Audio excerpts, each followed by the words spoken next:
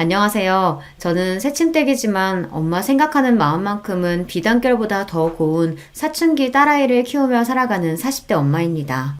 지금은 딸아이와 마치 둘도 없는 단짝 친구처럼 투닥투닥 즐겁게 지내고 있지만 사실 제가 제 아이한테 참 미안한 게 많아요. 엄마가 심적으로 불안정할 때가 있어서 아이를 불안하게 만든 전적이 있거든요.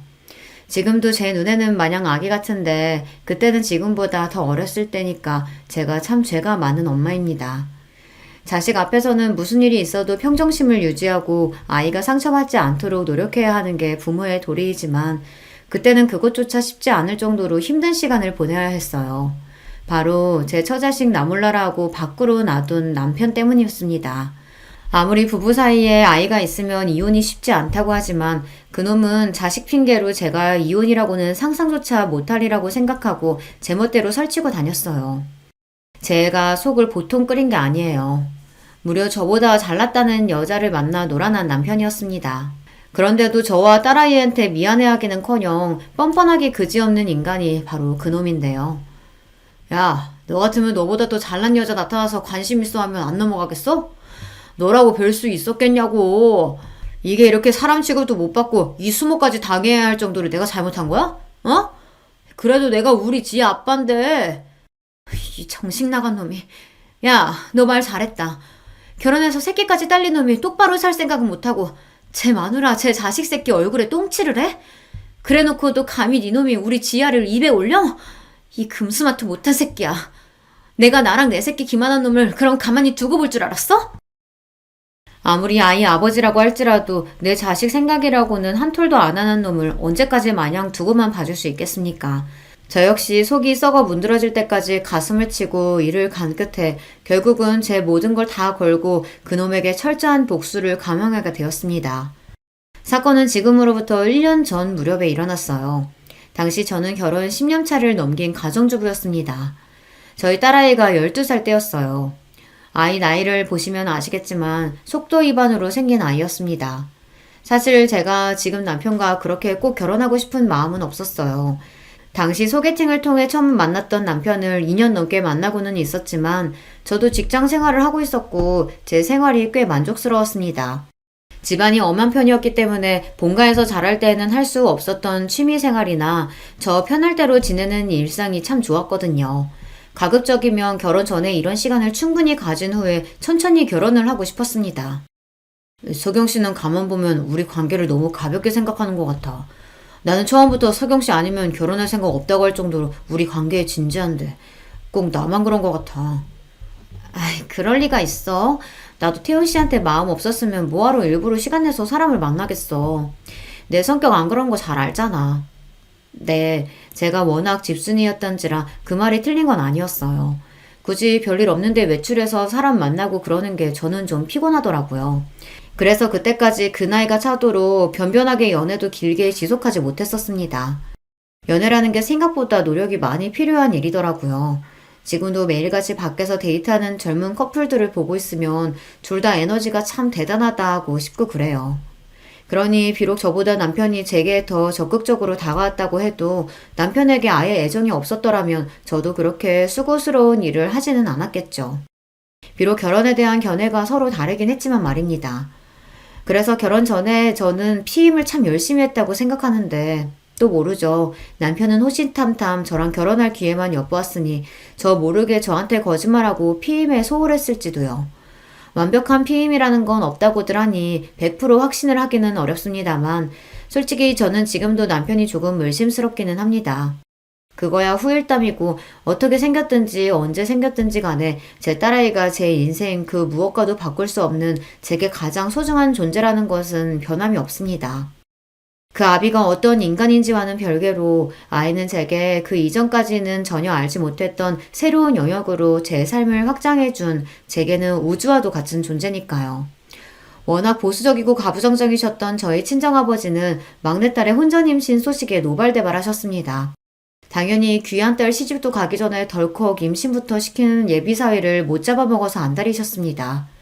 그러면서도 주변에 소문이라도 날까 싶어 전전긍긍 하셨으니 저희 결혼은 사실상 예정되어 있던 거나 마찬가지였어요.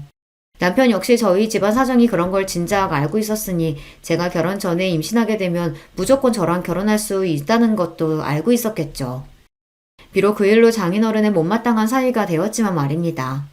그래도 결혼 허락받을 때까지는 저희 아버지 앞에서 미안한 척이라도 하더니 결혼에 성공하고 나니 그때부터는 저희 아버지한테 잘 보일 노력조차 안 하더라고요. 그야말로 결혼 자체가 목적이었지 싶습니다. 살갑게 굴어도 쉽게 화가 풀리지 않을 판에 남의 딸 도둑질하듯 데려간 사위가 저희 집에서도 예뻐 보일 수 없었겠죠. 아마 결혼하고 나서라도 그 사람이 저희 집에 좀 살갑게 굴었다면 그 정도까지 되지는 않았을 텐데. 덕분에 결혼 생활 내내 남편과 저희 친정 간의 관계는 그리 좋지 못했습니다. 저희 부모님한테 안부 전화 한번 제대로 드리지 않은 것은 말할 것도 없고 명절에 자기 본가 들리는 건 당연하게 생각하면서 저희 집에는 한번 가봐야 하지 않겠냐는 빈말 한마디 안 하더라고요. 당신 진짜 해도 해도 너무한다. 당신만 자식이야? 나도 우리 집에서는 귀한 자식이야. 명절 당일 내내 당신 집에서 뼈가 빠지게 나 혼자 일했으면 당신도 우리 집에 얼굴 한번 비춰야 맞는 거 아니야? 그렇다고 우리 집에서 당신 집처럼 당신한테 일을 시키기로 했어 뭐했어. 내 오는 음식 한 끼 먹고 오는 것도 그렇게 못하겠어?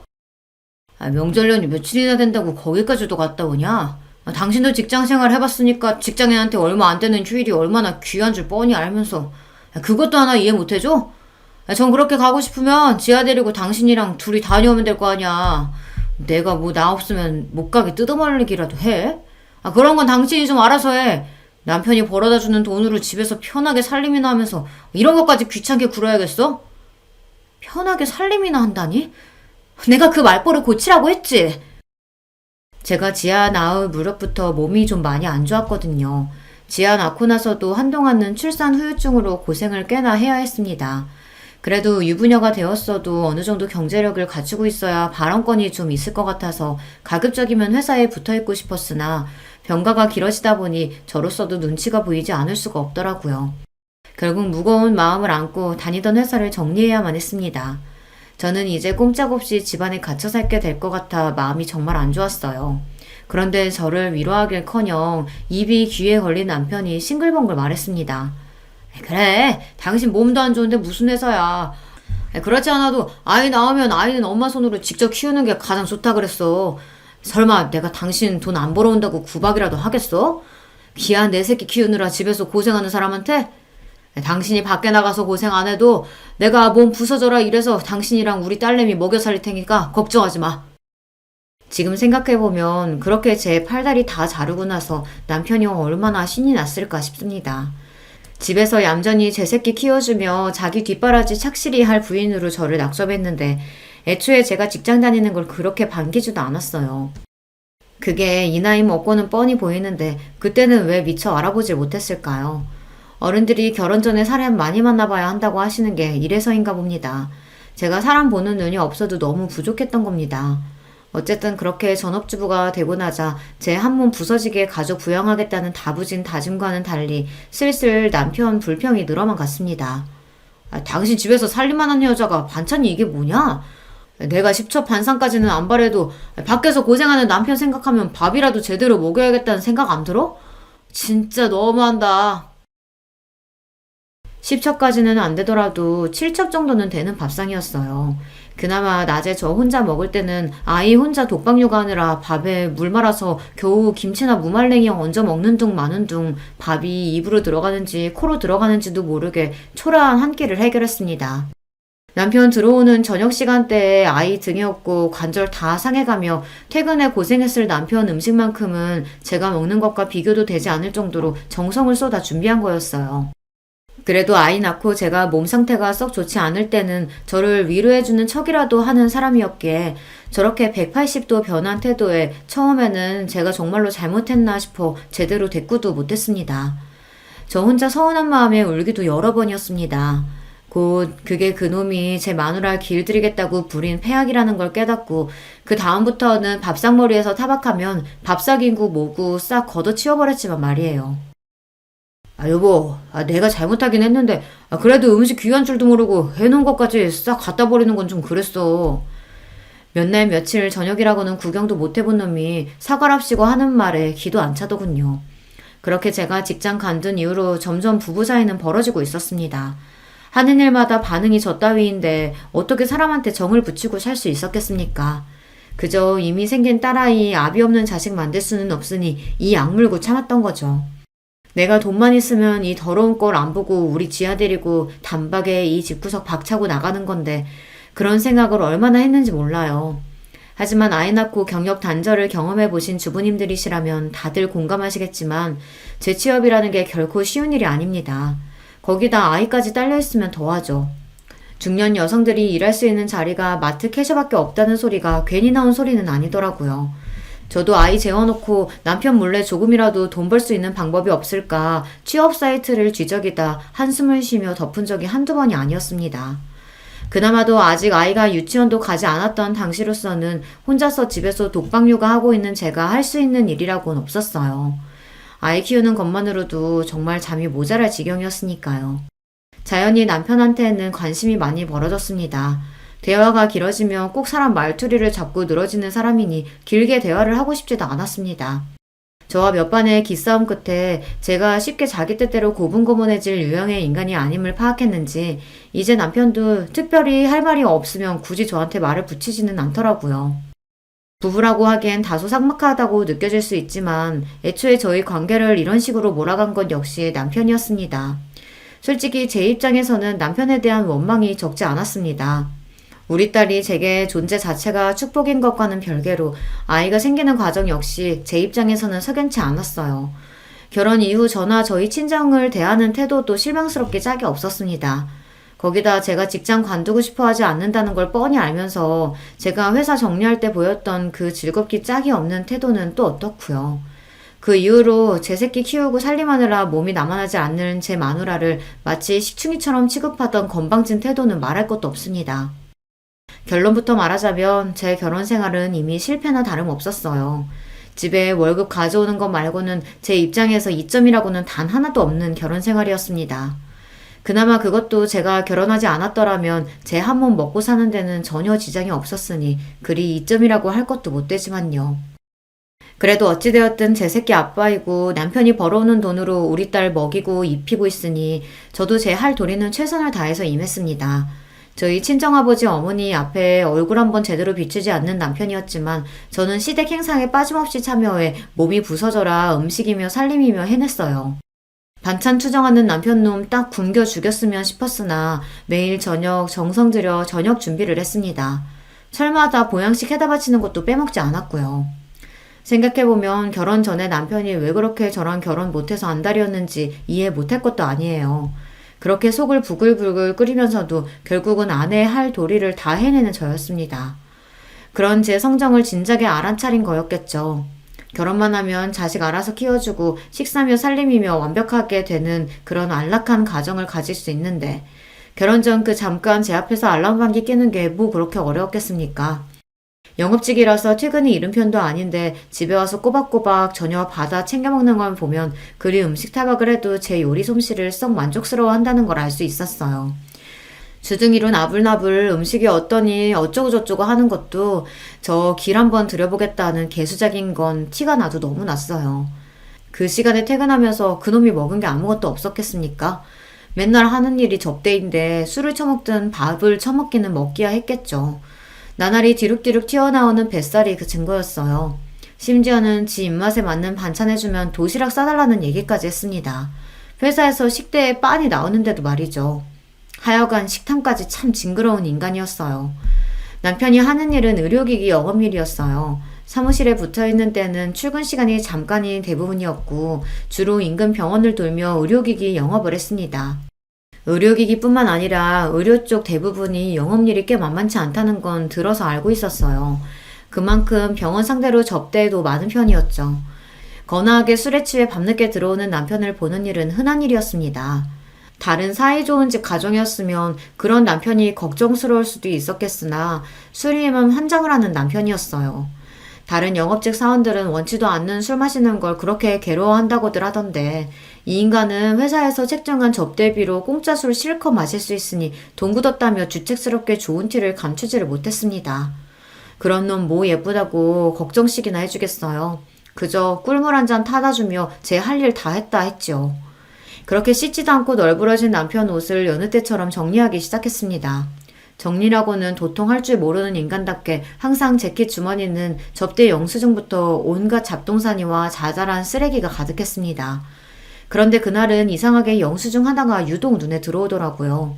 호텔 객실 결제 영수증이었습니다.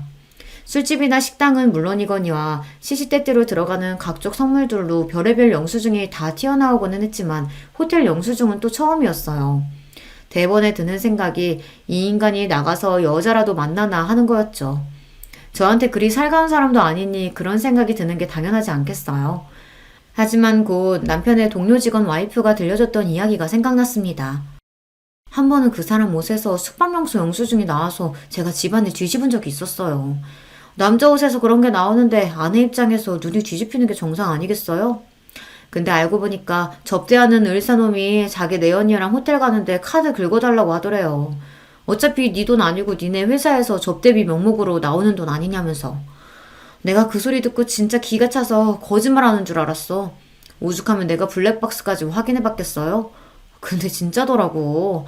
아, 세상에 있는 것들이 더하다더니 의사가 버는 돈이 얼만데 자기 불륜하는 돈까지 접대를 받고. 그 꼴 당하고 내 남편이 힘들게 돈 벌어온다고 생각하니까 억장이 무너지는 줄 알았죠.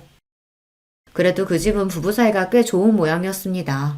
어찌되었든 저런 황당한 일도 있다고 하니 섣불리 판단한 일은 아니다 싶더라고요. 솔직히 남편이 불륜을 저질렀다고 한들 놀랍게 느껴지지도 않았어요.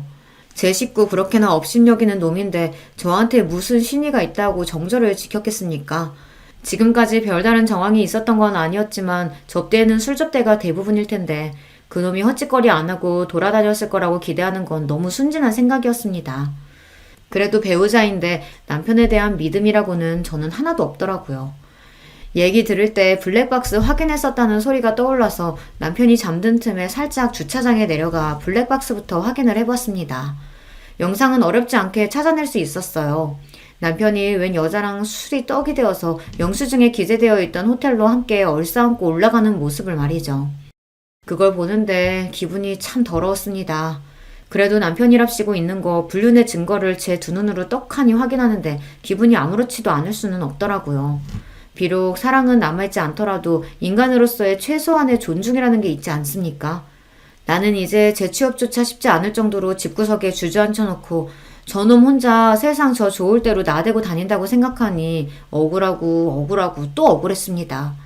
저놈만 아니면, 저 쳐죽일 놈만 아니면 내 인생이 이 지경이 되진 않았을 텐데 생각하니 분해서 잠이 오질 않았어요. 남편의 불륜 정황과 증거를 확보했음에도 섣불리 움직일 수 없었습니다.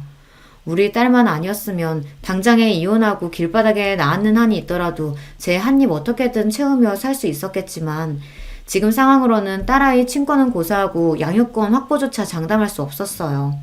물론 그 마누라고 제 새끼고 나 몰라라 하는 놈이 제 손으로 애 키우려고 들 리는 없다고 생각했지만 제가 먼저 이혼 서성 걸었다고 감히 괘씸한 마음에 저 괴롭히려고 작정하고 들면 어떡해요.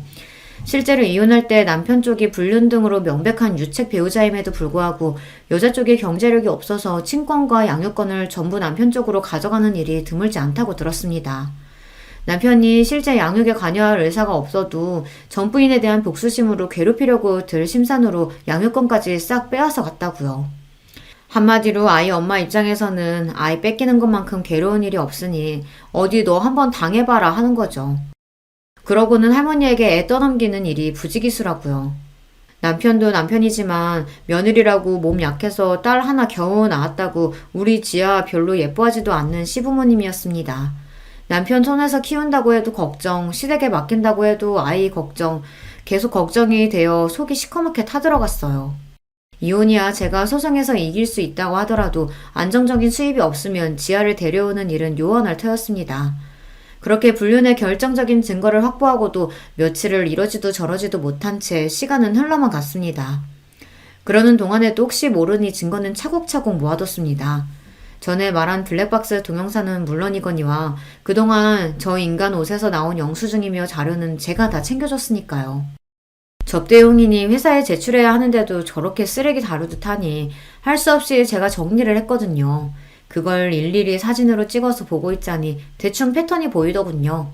제가 그동안 잘 몰라서 넘어갔던 것 중에도 펜션 같은 숙박업소 영수증이 꽤 되더라고요. 그거랑 남편 차 내비게이션 기록과 블랙박스 등을 대조해보니 꽤 많은 증거를 긁어모을 수 있었습니다. 그 전에는 다른 여자를 만났을지는 모르겠으나 최근 몇 달간 등장하는 여자는 모두 동일인이었습니다. 남편 다니는 동선이 거기서 거기니 여자 신원을 밝혀내는 건 그리 어렵지 않았습니다. 저희 집에서 그리 멀리 떨어지지 않은 동네의 병원 의사였습니다. 상간녀 정체를 확인하고는 분노보다는 실소가 먼저 터지더라고요. 의사면 그래도 공부 많이 해서 힘들게 그 자리까지 갔을 텐데 불륜을 해도 뭐 저런 덜 떨어진 놈하고 놀아날까 싶어서요. 얼굴이 잘생기기래 몸매가 좋기를 해 배 튀어나온 중년 영업직 아저씨 뭐가 좋다고 저러고 사나 생각하니 그 잘난 여자가 애잔하기까지 했습니다. 답은 쉽게 찾을 수 있었어요. 저나 저희 친정 식구들한테는 그렇게 자기가 윗사람이라도 되는 듯 거만을 떨던 남편놈이 그 여자한테는 거의 종이라도 된 것처럼 굽신거리더라고요. 현지 씨는 뭐래도 이렇게 세련됐어요? 선물하는 사람 보람있게. 우리 마누라는 뭘 걸쳐놔도 거적대게 같은 게 사람이 집에서 애 키우고 살림만 할 줄 알지 여자라고는 매력이라고는 하나도 없어요. 그러니 내가 현지 씨한테 이렇게 사족을 못 쓰지. 상간녀 앞에서 제 마누라 깎아내리며 좋다고 낄낄대는 눈꼴을 보니 당장에 찢어 죽이고 싶었습니다. 저라고 남자로서 매력이라고는 코털만큼도 없는 저 같은 놈하고 살고 싶어서 같이 사는 줄 알아요. 우리 지아 아니었으면 진작 버렸을 놈이 감히 상간녀라는 여자 앞에서 저를 여자로서 전혀 가치도 없다는 식으로 이야기하자 수치심에 몸이 덜덜 떨렸습니다. 그 이후로도 갖은 더러운 음담패설을 주고받으며 꼴값을 떨고 있는 연놈들을 보고 있자니 구역질이 나서 참을 수가 없었습니다. 저는 결국 참지 못하고 새벽에 기어들어와 자빠져 있는 놈에게 물을 한 바가지 퍼다 물벼락을 내렸습니다. 이게 뭐야? 당신 미쳤어? 미치긴 네 놈이 미쳤지. 이 더러운 불륜놈 새끼야. 제가 소리를 빽 지르자 생각지도 못했던 일격에 놈 얼굴이 싹 굳어버렸습니다. 그러고는 벌떡 일어나 제 양 어깨를 우악스럽게 틀어지고 흔들어댔어요. 야, 너 그거 어떻게 알았어? 어? 이거 놔. 안 놔? 놔, 이 새끼야! 그렇게 한참을 실랑이 하다 서로 씩씩대며 노려보는 대치 상태가 되었습니다. 당장 네 더러운 짓거리 블랙박스 영상으로 다 확인했다 쏘아붙이려다 그래도 상황이 어찌 될지 모르니 아직 까발릴 일은 아니라고 생각했습니다. 그렇게 사방팔방 세상 무서운지 모르고 설치고 돌아다니는데 네 놈 아는 사람 하나 못 볼 줄 알았냐? 내가 없어도 아주 유부녀랑 붙여먹을 생각에 눈가에 베는 게 없었나 봐. 어? 너 현지씨 신상까지 털었어? 와, 너 진짜 무섭다. 이런 뻔뻔한 놈이. 그게 불륜한 놈이 할 소리야? 네가 이렇게 독한 여자니까 내가 밖으로 놔둘 수밖에 없는 거야. 이미 얘기 들었다니까 더 숨길 것도 없고. 야, 너 같으면 그런 여자가 관심 있었는데 그냥 있겠냐? 집에서 후줄근한 여자만 보다가 그 잘난 여자가 만나보자는데 싫다고 하겠냐고. 거기다 무려 의사인데. 내가 이때 아니면 언제 또 의사를 만나보겠냐? 너보다 능력 좋지 얼굴 예쁘지. 길 가는 남자 갖고 물어봐라. 열이면 열 다 너보다 우리 현지씨를 택하지. 야, 너 말 다 했어? 할 말이야 차고 넘치지. 너 행여나 이혼 한 해만 내 설칠 생각하지 마라. 너 이혼 소송 거는 그 순간 우리 지아랑 못 볼 줄 알아. 변변한 직업도 하나 없는 게 무슨 능력으로 내 딸을 데려다 키워? 군소리 말고 넌 지금껏 하던 대로 집안일이나 하고 우리 지아나 잘 키울 생각이나 해. 너같이 아물짝에도 쓸모없는 여자를 그래도 마누라라고 데리고 살아주는 나한테 고맙게 생각하고. 알았냐? 그러고는 자리를 박차고 나가버리는 남편놈이었습니다. 저는 머리채를 잡아도 시원찮을 판에 지아 얘기가 나오자마자 말문이 막혀서 시원하게 대꾸 한번 못해준 게 억울해서 그 자리에 주저앉아 세상이 떠나가도록 엉엉 울기 시작했습니다. 그 소리에 자다 깬 지아가 후다닥 안방으로 건너왔어요. 엄마 왜 그래? 지아야. 아이가 보는 앞이니 어떻게든 진정을 해야 하는데 도저히 감정을 주체할 수가 없었습니다. 제 엄마가 나라라도 잃은 듯 처절하게 울부짖고 있는 꼴을 보는데 아이가 얼마나 놀랐겠습니까? 딸아이 역시 저를 보면서 따라 울기 시작했어요. 엄마, 울지마, 엄마. 지아야, 아이고 내 새끼. 그렇게 모녀가 그 새벽에 한참을 얼싸안고 통곡을 했습니다. 다음날 아침 저도 저지만 우리 아이 꼴도 말이 아니었어요. 목이 퉁퉁 붓고 눈이 불어 터지도록 울어댔으니 미열까지 나는 딸아이를 보며 복수심에 가슴이 타들어가는 듯 했습니다. 남편 놈 말 맞다나 우리 지아를 잃을 수 없으니 지금으로서는 이혼 소송조차 걸 수가 없었습니다. 그렇다고 이대로 놈 말처럼 쥐죽은 듯이 참고 살자니 그건 그것대로 화가 차올라서 도무지 견딜 수가 없었어요. 그놈이 아니라면 그 상간녀라는 여자에게라도 어떻게든 복수를 해야만 제 숨통이 트일 것만 같았습니다. 지금 생각하면 스스로도 참 어처구니가 없습니다만 저 여자가 남편 채갔으니 저도 저 여자 남편 채가는 게 공평한 일 아니냐는 생각이 들었어요. 평소에 사랑이라고는 코딱지만큼도 없는 놈인데도 말이죠. 그만큼 저도 정신이 나가 있었어요. 여자 신원을 확보했으니 그 남편이 누구인지 알아내는 것 또한 어렵지 않았습니다. 잘난 여자의 남편답게 상간녀 남편은 제법 건실한 회사를 운영하고 있는 한 회사의 대표님이었어요. 회사 홈페이지에 대표 소개에서 확인한 사진을 보니 외모도 멀끔한 것이 제 남편놈하고는 비교하는 게 미안할 지경이더라고요. 도대체 그 여자 정신 상태가 어떻게 되어먹은 건지 의심스러울 정도였어요. 하기야 불륜하는 것들 심리를 정상인인 제가 어떻게 이해하겠습니까? 저 같은 평범한 여자가 쉽게 만날 수 있는 사람이 아니니 그 남자한테 접근하는 것조차 쉽지 않았습니다. 그렇게 회사 앞에 죽치고 며칠을 지켜본 결과 회사 접대 차원에서 점심시간대에 그 남자가 자주 가는 고급 한정식집이 있다는 걸 알아낼 수 있었습니다. 그래도 하늘이 저를 아주 버리진 않으셨는지 마침 그 식당에서 서빙을 할 직원을 모집하고 있더라고요. 저는 결혼하고 처음으로 샵까지 들러서 최선을 다해 그럴싸하게 용모를 꾸미고 실로 오랜만에 면접을 보았습니다. 그래도 제가 아직 죽지는 않았던지 임시 파트타임으로나마 일자리를 얻을 수 있었습니다. 그렇게 며칠을 호시탐탐 그 남자가 오길 기회만 노리고 있었어요. 마침내 예약 명단에서 그 남자 이름을 발견했을 때는 심장이 미친 듯 방망이질 치기 시작했습니다. 여기까지 왔으니 뭐라도 해야 하는데 이건 보통 사람이 할 짓이 아닌 일인지라 제가 말이나 제대로 할 수 있을지 긴장되었어요. 그렇게 떨리는 속마음을 감추고 접대 상대와 함께 예약실로 들어선 그 남자 앞에서 겉으로는 침착하게 서빙을 했습니다. 함께 오신 분이 통화 용건이 있으신지 잠시 자리를 비우셨을 때 이때가 아니면 기회가 없다 싶었어요. 제가 도대체 무슨 생각으로 그 사람 앞에 가서 섰는지 모르겠습니다. 저는 어색하게 웃으며 말했어요. 식사는 맛있게 잘하고 계신가요? 네. 네. 맛있게 잘하고 있습니다. 감사합니다. 접대 중간에 갑자기 말을 거는 제가 무례하게 느껴질 수도 있는데 당황하면서도 정중하게 대답하는 게 매너가 몸에 밴 사람 같았어요. 그 여자는 이런 남편을 놔두고 대체 왜 다시 한번 의문을 가지며 제가 말했습니다. 실은 제가 여기서 여러 번 뵀는데 대표님이 너무 멋지셔서요. 혹시 제가 차 한 잔 대접해도 될까요? 제 말에 그 사람 표정이 묘하게 바뀌었습니다. 제 입으로 말하기 민망하긴 하지만 며칠간 단단히 용모에 신경을 써서 제 겉모습이 그리 보기 나쁘지 않았습니다. 가벼운 남자라면 그냥 유일거리로도 한 번쯤은 눈길을 줄만하다고 생각해요. 비록 이런 짓도 아무나 하는 게 아닌지 그리 말을 걸고도 두려운 마음에 손이 벌벌 떨렸지만 말입니다. 하지만 그 사람 반응은 단호했어요. 혹시 모르시고 하신 말씀인지 몰라 말씀드리자면 저 유부남입니다. 아들도 둘이나 있고요. 지금 그 말씀은 못 들은 걸로 할게요. 잠깐만. 저도 모르게 당황해서 물컵을 실수로 쳐서 넘어뜨렸습니다. 제 손이 벌벌 떨리는 걸 그 사람도 분명 보았을 거예요. 분명한 거절 의사에 저도 모르게 안도하는 마음이 들었다는 걸 깨닫자 순간 저 스스로가 너무 한심해서 수치심을 견디기가 어려웠어요. 뒷말을 잇지 못하고 제가 눈물만 뚝뚝 떨구자 갑작스러운 상황에 그분도 당황스러워 보였어요. 간신히 눈물을 추스르고 기어들어가는 목소리로 제가 말했습니다. 정말 죄송합니다. 제가 이러려고 그런 건 아니었는데. 김현지 씨 남편분 되시죠? 제가 꼭 드려야 할 말씀이 있어서 실례를 무릅쓰고 들어왔어요. 정말 죄송합니다. 죄송합니다. 그분도 얼마나 황당했겠습니까? 거기다 자기한테 수작권 여자 입에서 나오는 제 아내의 이름이라니 제가 그분이라도 혼란스러웠을 겁니다. 이내 한숨을 쉰 그분이 제게 손수건을 건네시며 말씀하셨습니다. 이렇게 무서워서 덜덜 떠실 거면서 왜 그런 소리를 하셨어요? 무슨 일인지는 모르겠지만 대화가 필요할 것 같네요.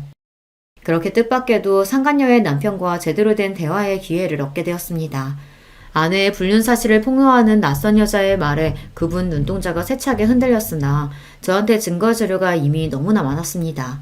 결국 아내의 불륜 사실을 받아들이고 참담하게 일그러진 표정을 보니 죄송한 마음이었지만 그분이 좋은 분 같아서 더더욱 이 사실을 모르고 살기에는 아까운 분이라는 생각이 들었습니다. 알고 보니 상간녀와 상간녀 남편 사이에는 쌍둥이 아들까지 있더라고요. 저 유복한 가정에 눈에 넣어도 아프지 않을 귀한 아들들의 자기는 을사식이나 되는 완벽한 인생을 살고 있는 여자가 도대체 뭐가 아쉬워서 제 남편놈 같은 모자란 놈하고 그리 더럽게 놀아난 건지 다시 한번 그 여자 속내를 이해할 수가 없어 답답해졌습니다. 생각보다 빠르게 마음을 추스른 그분이 제게 말씀하셨어요. 솔직히 참담한 심정이지만 이석영 씨가 저한테 알려주지 않으셨다면 저는 아무것도 모르고 아내에게 속아서 살았겠죠. 그건 정말 감사드려요. 하지만 이석영 씨도 남편에 대한 분노가 크신 것 같은데 왜 이혼하지 않고 저한테 이런 방식으로 접근하신 건지 이해가 안 가네요. 저랑 우리 딸 기만한 저런 놈 당장이라도 버리고 싶지 않은 거 아니에요. 대표님은 넉넉하신 분이니까 제 마음 이해 못 하시겠지만 아무리 상대방이 유책 배우자라고 해도 아이 양육할 조건을 갖추지 못하면 아이 데려오는 게 쉽지 않아요. 그 인간 만나면서 직장도 원치 않게 그만둬야 했고 아이 키우면서 그간 공백이 짧지 않으니 제대로 된 직장 구하는 일도 쉽지 않은데 어떻게 쉽게 이혼 소송을 걸겠어요. 그러다 우리 딸 뺏기면요. 그놈도 그걸 아니까 불륜 저지르고도 저렇게 뻔뻔하게 나오는 거겠죠. 아마 그놈은 제가 대표님 만날 거라고는 상상하지도 못할 거예요. 자기 뜻대로 분해도 숨죽이고 제 뜻대로 살아줄 줄 알았겠죠. 하지만 이렇게라도 하지 않으면 도저히 견딜 수가 없어서 대표님께는 정말로 죄송합니다. 제가 그분께 아내의 불륜 사실을 알려드리기는 했으나 그렇다고 좀 전에 무례가 용납되는 건 아니었습니다. 제가 미쳐도 정말 단단히 미쳤었던 거예요. 우리 지아를 두고 남편놈이랑 똑같은 더러운 짓을 하려고 했다니 이건 저희 딸에게 속으로 평생을 사죄해도 모자랄 겁니다. 제 사정 설명을 듣고 그분은 생각이 많아 보였습니다. 그러면 이렇게 하는 건 어떻겠습니까? 그렇게 그분 입에서 나온 말은 제 입장에서는 두 눈이 번쩍 뜨일 정도로 실로 놀라운 것들이었습니다. 그렇게 저희는 그날 날이 다 저물도록 두 눈을 형형히 빛내며 오랜 시간 심도 있는 대화를 나눴습니다. 그리고 또 며칠의 시간이 흘렀습니다. 제가 놈 불륜 사실을 알고 있음을 폭로한 다음부터 남편 놈은 자기한테 여자가 있다는 사실을 이제 감추지도 않았습니다. 오히려 그걸로 제가 상처를 입었다는 사실을 눈치채고는 간만에 풀이 죽은 제 모습에 흡족해 하기까지 해보였어요. 저는 놈이 그렇게 계속 착각 속에 살 수 있도록 평소와 다름없이 아이를 돌보고 그 쳐죽여도 모자랄 놈 저녁까지 따박따박 해다 바쳤습니다. 돼지처럼 처먹는 놈 목구멍에 콱 음식을 처박아서 죽여버리고 싶었으나 이것도 며칠만 참으면 된다고 애써 스스로를 달래며 때를 기다렸습니다. 그렇게 며칠 후 남편의 회사 게시판과 그 지역 최대 인터넷 커뮤니티에 익명의 글이 하나 올라왔습니다. 유부남 회사 직원과 역시 유부녀인 접대 대상 여의사의 불륜 정황이 담긴 동영상이 포함된 게시글이 말이죠. 바로 남편놈과 상간녀의 불륜 증거였습니다. 곧장 지역 커뮤니티가 터질 정도로 반응이 뜨거웠어요. 아무래도 그런 사이트를 이용하는 사람 중 지역 주부들 비율이 가장 높을 테니 그들에게야 이런 사건이 감정이입하기 가장 좋지 않겠습니까? 별로 볼 것도 없는 남편놈이 마누라 무시하며 너보다 잘난 여자랑 불륜할 테니 너는 애 뺏기기 싫으면 쥐죽은 딜 살라니. 유부녀들의 없는 분노도 끌어올릴 만한 대사였죠. 모자이크로 연놈들 눈만 가린 영상은 사실상 그냥 대놓고 둘 얼굴을 공개한 거나 다름없었습니다. 신상 털리는 건 순식간이었어요. 이 지역에서 일어난 일이니 한 달이 건너면 누구든 알아야 되는 건 너무 쉬운 일이었죠. 당장에 그 여자 병원부터 쑥대밭이 되었습니다. 저 여자랑 엮였다가 내 남편도 눈 돌아갈지도 모른다는 유부녀들의 특유의 유대는 아주 효과적인 도화선이 되어주었어요. 한나절도 지나지 않아 온 동네에 상간녀로 신상이 싹 퍼진 그 여자 피부과는 지역 블랙리스트에 당당하게 이름을 올리는 기염을 토했습니다. 피부과 고객들이 대부분 여자인데 온 동네 여자들의 공공의 적이 되었으니 이 동네에서 병원 장사하는 건 텄다고 봐야죠. 야, 너 미쳤어? 너 죽고 나 죽자는 거야, 뭐야? 남편님이 회사에서 이미 욕이며 봉변은 다 당하고 왔는지 씩씩대며 들어오는 거를 보니 드디어 내가 바라는 대로 착착 이루어지고 있구나 싶어 속이 다 시원했습니다. 감히 나한테 화를 내는 놈 면상에 있는 대로 힘을 실어 싸대기를 철썩 내렸었어요. 하루 만에 완전히 뒤바뀐 제 기세에 놈이 얻어맞은 면상을 부여잡고 어안이 벙벙해져 멍청하게 저를 쳐다보았습니다. 더러운 짓거리는 네가 했는데 왜 내가 죽어? 죽는 건 네 놈이랑 네 그 잘난 상간녀 그년이야. 너 진짜 제정신이야? 진짜 지아 뺏기고 싶어? 네 놈 주제에 무슨 수로 감히 나한테 우리 지아를 뺏어? 네 놈은 이제 네 놈 자리 보존하는 것도 목숨을 걸어야 할 판에. 이게 다 무슨 소리인가 싶으시죠? 이 상황을 설명하기 위해 며칠 전 상간녀의 남편과 대화를 나눈 시점으로 돌아가 보도록 하겠습니다. 저한테는 제 딸하고 같이 있는 게 가장 중요해요. 그 모욕을 당하고도 제가 참고 있는 건 그 이유밖에 없어요. 저도 자식 키우는 아버지입니다. 이석영 씨 마음 이해 못하는 거 아니에요. 그래서 말인데 우리끼리 힘을 합쳐보는 건 어떻습니까? 힘을 합쳐요? 네. 저도 배우자한테 이런 살떨리는 배신을 당해놓고 그 여자랑 계속 같이 살지는 못할 것 같아요. 제 쪽에서야 그 여자가 유책 배우자고 저한테 양육 능력이 있으니 소송은 제가 이기겠죠. 하지만 이석영 씨 남편도 저한테는 가해자 아닙니까? 기껏해야 저는 상간남 소송이나 할 수 있겠죠. 저는 둘 다한테 복수하고 싶습니다. 이석영 씨도 그걸 원하는 거 아닙니까? 그렇게 할 수만 있다면야 더 바랄 게 없지만 어떡해요? 이혼 소송하시는 거 제가 도와드릴게요. 뜻밖의 제안에 너무 놀란 나머지 말문이 막혔습니다. 그런 저를 보고 제가 망설이는 줄 알았는지 그분이 저를 설득하겠다고 다급히 설명을 이었습니다. 아이 뺏길까봐 이혼을 주저하시는 거 압니다. 그러면 아이만 확실히 데려올 수 있다면 되는 거 아니겠어요? 그러면 그놈이 아이 양육할 수 없도록 가진 걸 다 빼앗으면 될 일이죠. 그만한 복수가 또 어디 있겠어요. 아이 데려오려면 안정적인 일자리가 필요하다고 하셨죠. 그것도 제가 주선해 드릴 수 있습니다. 제 지인 중에 급히 사무 보조 직원을 구하는 사람이 있거든요. 단순 업무라서 연봉이 그렇게 높진 않을 테지만 제 소개면 인턴 기간 없이 바로 정직원으로 채용해 줄 거예요. 그 친구가 사람이 참 괜찮아서 직원 처우도 나쁘지 않아요. 그 정도면 아이 친권 양육권 가져오는데 무리가 없을 거예요. 남편놈에게 복수하는 것도 모자라서 안정적인 일자리까지 제안받다니 이게 꿈인가 생시인가 싶었습니다. 저한테야 정말이지 꿈 같은 이야기지만 어떻게 염치도 없이 그렇게까지 받을 수가 있겠어요. 이혼 도와드리는 건 제 순수한 호의가 아니라 저로서도 복수 때문에 이석영 씨 이용하는 거나 마찬가지예요. 일자리 주소는 그에 대한 대가이자 저한테 사실 알려주신 감사의 표시라고 생각해 주셨으면 합니다. 안 그랬으면 저도 그 여자한테 이용만 당하고 호구 노릇이나 했을 테니까요. 그 여자 병원 다 제 돈으로 차려준 겁니다. 없는 집안에서 머리 하나 좋아 을사된 여자 저 만나서 호강시켜주겠다고 지금껏 아낌없이 퍼주며 살았어요. 병원 실소유자도 제 명의로 되어 있어요. 제 덕에 여기까지 와놓고 저랑 저희 아들들까지 기만하다니. 그럼 제가 준 건 다 빼앗아와야 하지 않겠어요? 이석영 씨가 준 증거들 아니었다면 아무리 저라고 해도 이혼 소송이 참 지저분해졌을 거예요. 이렇게 확실한 증거 가져다 주셨는데 저도 그 정도는 해야죠. 이렇게 된 겁니다.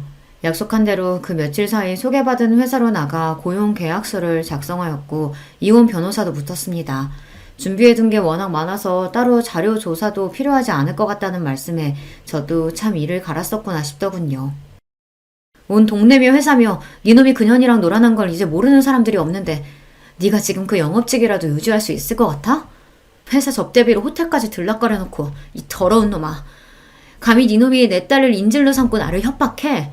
내가 니놈 뜻대로 숙이고 살 줄 알았니? 내가 니놈 패가망신하는 꼴을 보고 말 거야. 그날 머지 않을 것 같으니까 이제 두 다리 뻗고 잘 수 있겠다. 뒤늦게 상황을 파악하고 놈 얼굴에 핏기가 싹 가셨습니다. 이제 상황은 완전히 반전되었어요. 승자는 저고 저놈은 이제 줄줄이 패할 일만 남았죠. 사태를 돌이킬 수 없음을 깨달았는지 그렇게 거만 떨던 놈이 제 앞에 부끄러운 줄도 모르고 무릎을 꿇었습니다. 여보, 제발 나 좀 살려줘. 나 우리 지아 아빠잖아. 천륜을 어떻게 끊어. 지아도 아빠가 회사 쫓겨나고 알고지돼서 집까지 쫓겨난다면 얼마나 마음이 아프겠어. 우리 지아를 봐서라도 제발 여보. 그 더러운 입 닥쳐. 나를 우리 친정 식구들을 사람 취급도 안 한 주제, 자식이라고 한 번 살갑게 안아주지도 않은 주제 니놈이 무슨 아비 자격이 있다고. 너 같은 쓰레기 같은 놈은 우리 지하 옆에서 꺼져주는 게 마지막 아비로서 할 도리야. 그리 잘났다는 네 상간녀년이랑 껴안고 같이 살면 되겠네. 아, 그 여자도 지금쯤 집에서 쫓겨났을 테니 이제 서로 별 볼 일 없으려나? 밖에 추운데 둘이 껴안고 있으면 좀 덜 춥지 않겠어? 꼴도 보기 싫으니까 내 집에서 썩 꺼져. 그렇게 그 더러운 상간남을 제 집에서 쫓아버렸습니다. 정말이지 기분이 날아갈 것만 같았습니다. 놈을 제 인생에서, 우리 딸아이 인생에서 치워버릴 수 있다니 이게 꿈인가 생시인가 싶었습니다. 아마 그분 도움이 없었더라면 이런 시원한 결말은 상상조차 할 수 없었겠죠. 비록 배우자의 불륜 때문에 만난 얄궂은 인연이기는 합니다만 저한테는 분명 귀인이 틀림없었습니다. 더러운 불륜 이야기에 회사 이름이 떡하니 들어가게 만들었으니 회사 윗선에서도 남편놈에게 노발대발했습니다. 가서 계약 따오라고 쥐어준 회사 돈으로 제 불륜 노름하는 데 쓴 것도 모자라 호텔비까지 댔으니 명백한 횡령이기도 했죠. 남편이 해고되기까지는 긴 시간이 걸리지 않았습니다. 어디 해고뿐이겠어요. 회사 이름에 먹칠한 것도 모자라 횡령까지, 회사에서 놈에게 소송까지 들어갔더라고요. 무려 사측에서 개인에게 건 소송인데 놈 주제에 당해낼 지간이 있겠어요. 결국 거액의 배상금까지 물게 되었는데 그놈이 무슨 재간으로 그걸 갚아나갈지는 궁금하지도 않네요. 이혼 소송은 볼 것도 없이 저의 대승으로 끝났습니다. 불륜에 자녀 양육권을 두고 협박까지, 죄질이 너무 안 좋아 그런지 재판부에서도 이례적으로 많은 위자료를 책정해 주었습니다. 덕분에 지금 저희가 사는 집은 완전히 제 명의가 되었어요. 우리 딸 친권, 양육권도 당연히 저한테 왔죠. 놈에게 양육비가 책정되기는 했으나 놈 주제에 그거 보낼 능력이 있을까 모르겠네요. 양육비 안 보내면 저도 애 얼굴 보여주지 않을 좋을 구실이 될 테니 뭐 아쉽지는 않습니다. 상견녀 집안 역시 쑥대밭이 되었습니다. 잘난 아들 부족한 집에 장가 보낸 것도 아쉬웠는데 그 며느리라는 여자가 불륜까지 해서 아들을 기만했으니 그 시댁도 가만히 있지 않더라고요.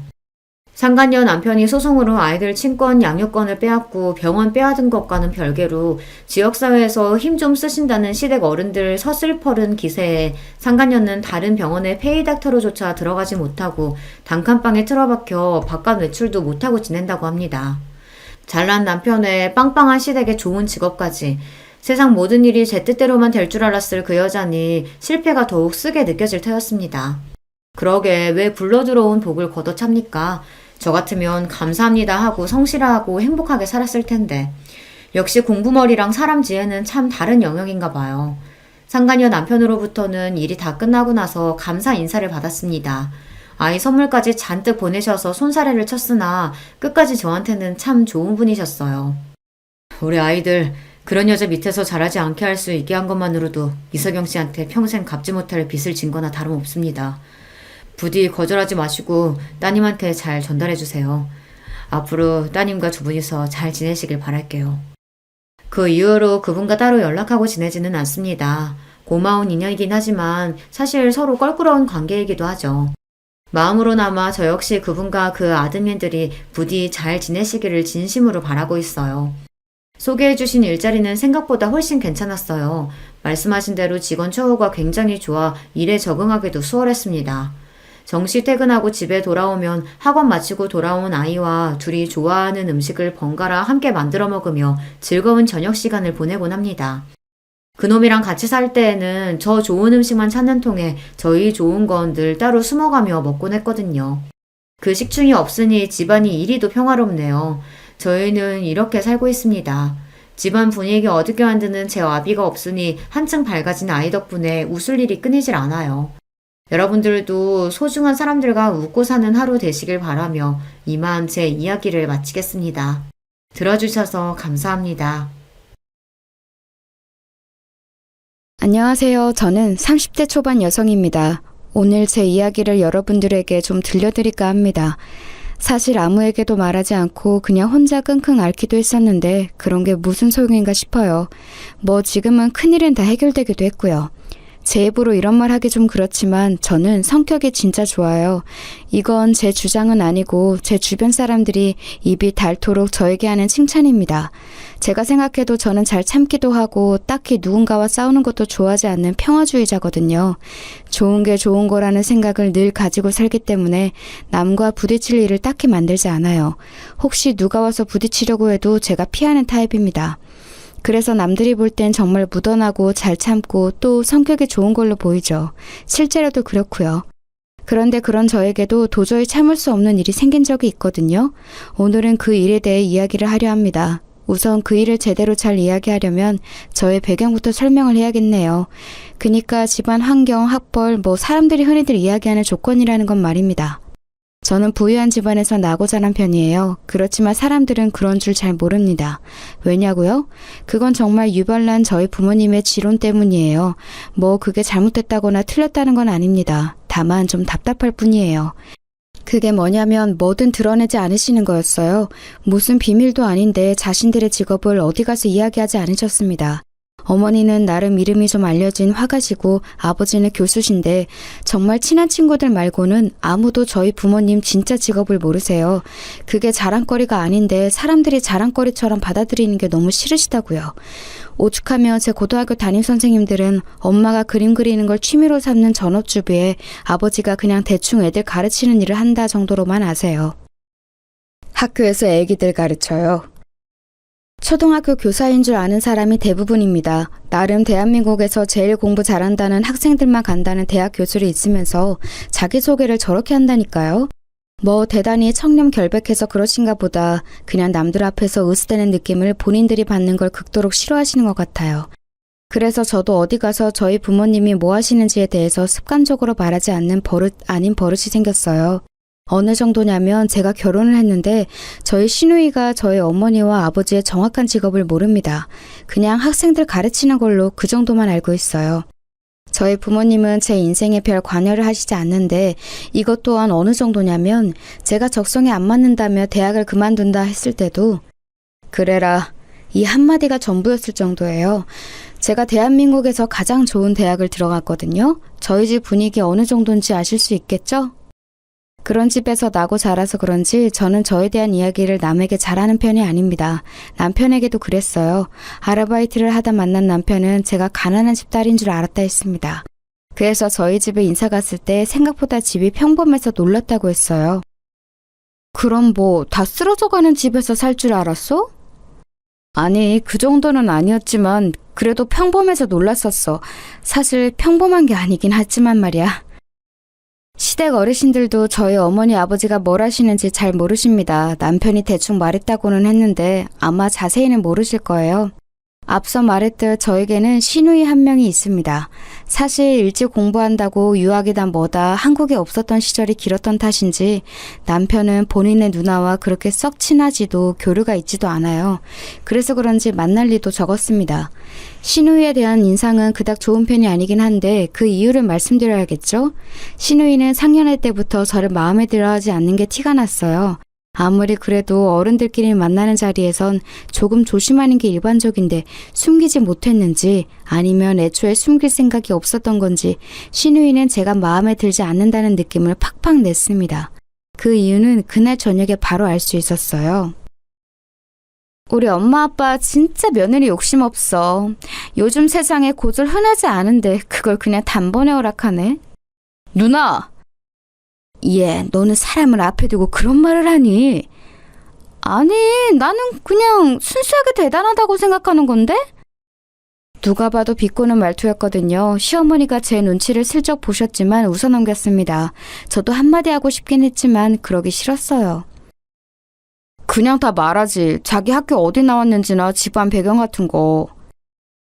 그런 걸로 태도가 바뀌신다고 그게 진짜인 것도 아니고 괜히 이런저런 말 나오는 게 더 싫어 난. 어디 대학 그만뒀다라고 하며 사람들마다 입을 댔거든요.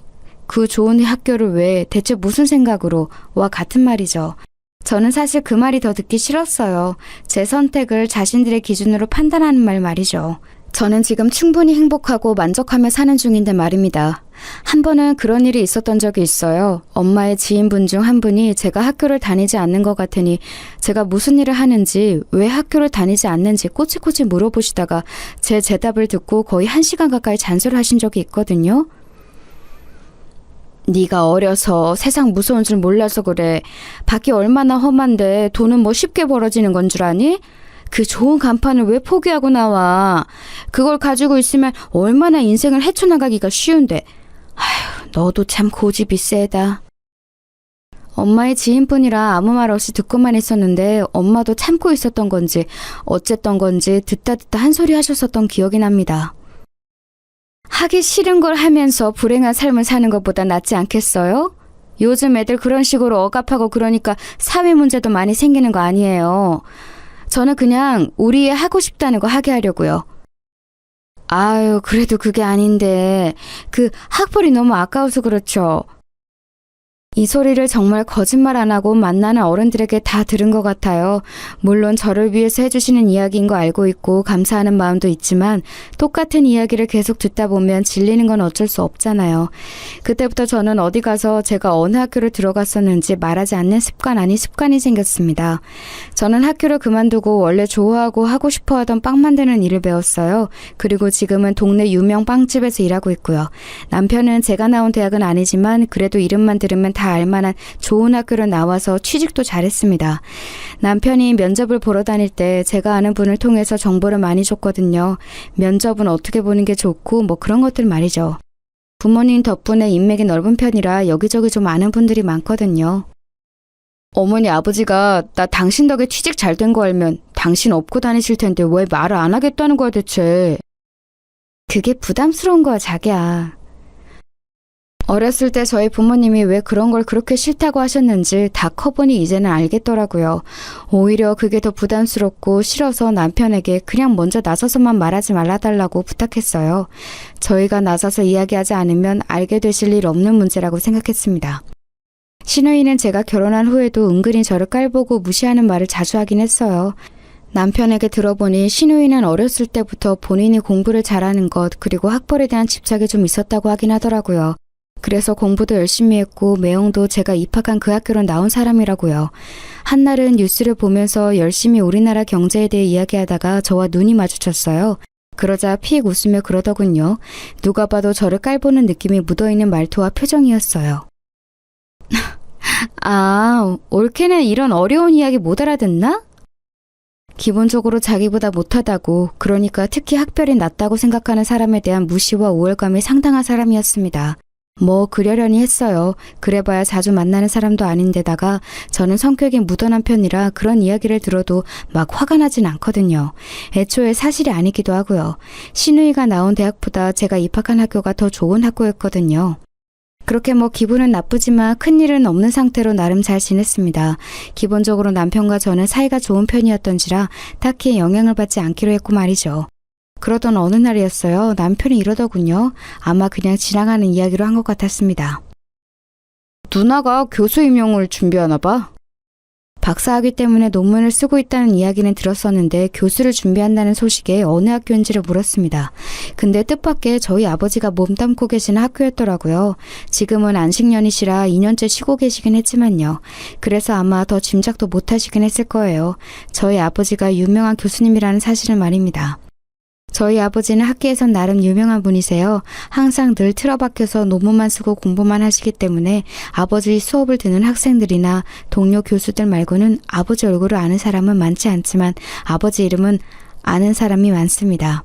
신우이가 교수를 준비한다길래 들어보니 그 학교 학장님이랑 저랑 아는 사이더라고요.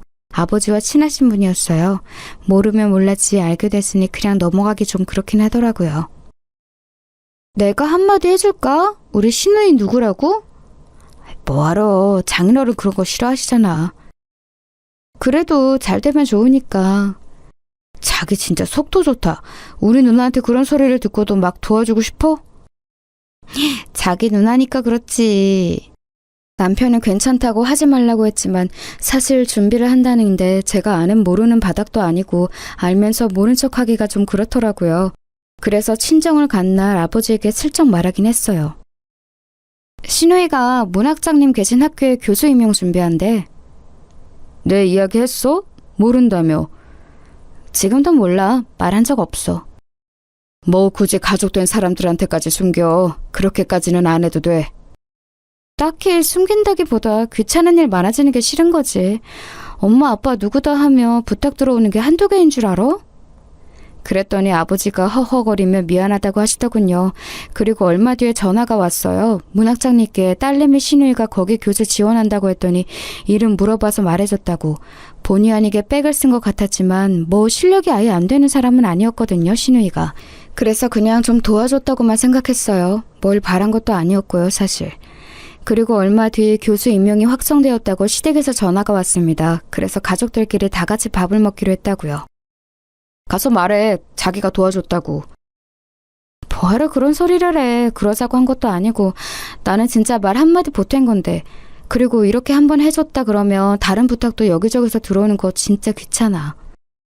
나는 완전 생색내고 싶을 것 같은데 자기네 진짜 신기하단 말이야. 저는 정말 순수하게 생색낼 생각 없이 신우이를 축하만 해주러 나간 자리였습니다. 그런데 그 자리에서 일이 터졌어요. 요즘은 이혼이 흠도 아니잖아. 갑자기 뜬금없이 대화의 주제를 이혼으로 돌리더라고요. 저는 갑자기 그러기에 요즘 신우네 부부 사이가 좋지 않나 하는 생각만 하고 있었습니다. 그런데 그 화살은 저희를 향한 거였더라고요. 너희 애도 없잖아. 그거 지금 우리한테 하는 소리야? 너 이번에 승진 누락됐다며? 사실 얼마 전에 남편이 승진 시험을 봤는데 잘 봤다고 잘 될 것 같다는 이야기를 한 것과 달리 발표에는 남편 이름이 없었거든요. 그래서 그냥 자기보다 시험을 잘 본 사람이 있나 보다 했는데 그게 아니었던 겁니다. 실은 남편의 승진이 누락되는 과정에서 윗선의 개입이 있었고 남편 대신 승진한 사람의 부인이 그 윗선의 누군가의 부인과 동문이라는 이야기가 회사 내에 파다하게 소문이 돌았다더라고요. 남편과 저는 몰랐지만 그 이야기를 듣고 나서도 막 엄청 억울하거나 아쉽다거나 하진 않았어요. 워낙 낙관적인 성격들이라 다음에 또 기회가 있겠지 하고 넘겼었습니다. 그런데 신우이가 그 이야기를 어디서 듣고 왔는지 알고 있더라고요. 남편이 약간 짜증난다는 말투로 신우이를 보면서 말을 이어갔습니다. 그게 무슨 상관이 돼 대체? 요즘같이 인맥이 다한 시대에 물론 나는 인맥 없이 실력으로 된 거지만 그래도 대부분은 인맥이나 학벌이 다잖아. 그래서? 네가 부인을 잘 만났어 봐. 이번 승진도 네가 됐겠지. 네가 훨씬 평판도 좋고 시험도 잘 봤다며? 그게 그거랑 무슨 상관인데? 내가 승진 하나 하겠다고 와이프랑 이혼이라도 해야 한다는 거야? 단순히 네 승진 문제가 아니잖아? 앞으로 주구장창 네 앞길을 막을 텐데. 내가 무슨 대단한 일을 한다고 부인이 학력이 좋지 않다는 이유 하나만으로 이혼을 해? 누나 지금 제정신이야? 저는 진짜 어이가 없어서 가만히 쳐다보고만 있었거든요. 시댁 어르신들이 말려보려 했지만 이미 이성을 잃은 듯 신우이는 입에서 나오는 말을 생각 없이 그냥 뱉고 있었어요. 교수 임명되자마자 여기저기서 가족들은 뭐하냐 물어보는데 내가 쪽팔려서 올케가 뭐하는 사람인지도 말을 못하잖아. 교수인 사람이 올케가 고졸이라고 하면 사람들이 뭐라고 생각하겠어? 어? 그러니까 결국 누나가 쪽팔리니까 나보고 이혼을 하라는 거네. 나 생각해주는 척 하더니 너한테도 그게 좋으니까 하는 말 아니야. 솔직히 저런 생각을 가지고 있는 사람인 거 모르는 바도 아니었고 딱히 별 생각도 없었지만 저렇게 노골적으로 이혼을 하라는 둥 하니까 화가 나긴 하더라고요. 아니 사실 많이 화가 났습니다. 본인이 어떻게 그 자리에 갔는지도 모르고 저렇게 오버하는 게 가짱기도 했고요. 아무리 그래도 저희 일을 이렇게까지 이혼을 하라 마라 하시면서 간섭하는 건 지나친 거 아니세요? 너 같은 애가 우리 집에 시집 온 게 지나친 거지. 우리 집에 대체 뭐가 대단하다고 이러는데? 적어도 쟤보단 나은 올케가 줄을 섰을 거다. 너는 어쩜 보는 눈도 없고 야망도 없고 어떻게 된 남자애가 그렇니? 진짜 더 이상은 참을 수 없더라고요. 그래서 그냥 말하기로 했습니다.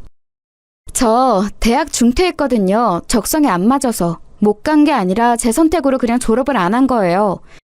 그렇게 말했더니 콧방귀를 끼더라고요. 뭐? 어디 지방대? 아님 전문대? 매형이랑 같은 대학. 그 말에 일순간 식사 자리가 조용해졌습니다. 그리고 이내 믿을 수 없다는 얼굴로 신우이가 저를 바라봤어요. 그게 말이 돼? 그 좋은 대학을 자기가 스스로 그만둔다는 게? 거짓말 아니야?